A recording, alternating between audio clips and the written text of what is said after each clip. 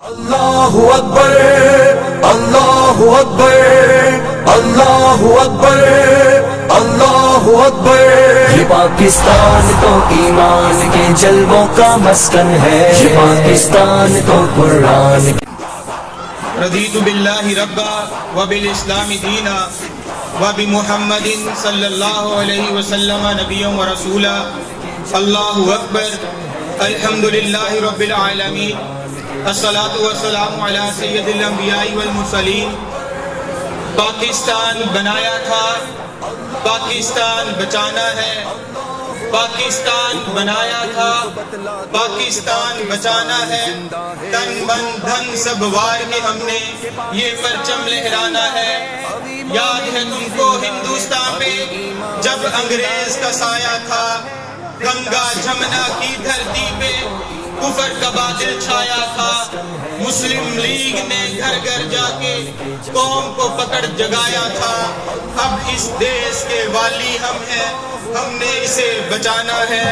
پاکستان بنایا تھا، پاکستان بچانا ہے۔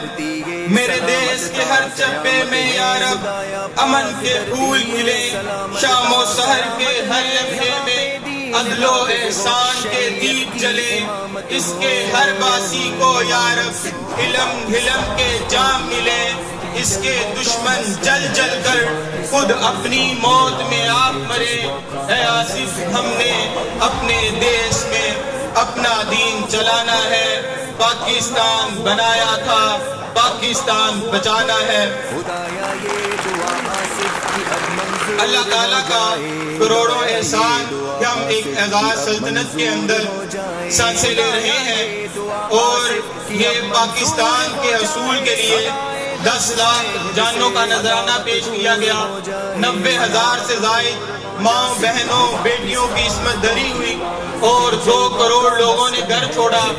اور اتنی بڑی قربانی کے بعد آج پاکستان کی تکمیل کی خاطر ہم سب یہاں پہ جمع ہیں، اور جس طرح لاہور میں MTB اسکول اینڈ کالجز اپنے فرائض سر انجام دے رہا ہے، اسی طرح جنوبی پنجاب اور پاکستان کے اندر ہمارے ہونہار دن رات پاکستان کی روشنیوں کی خاطر اپنی اسٹرگل کو جاری رکھے ہوئے ہیں۔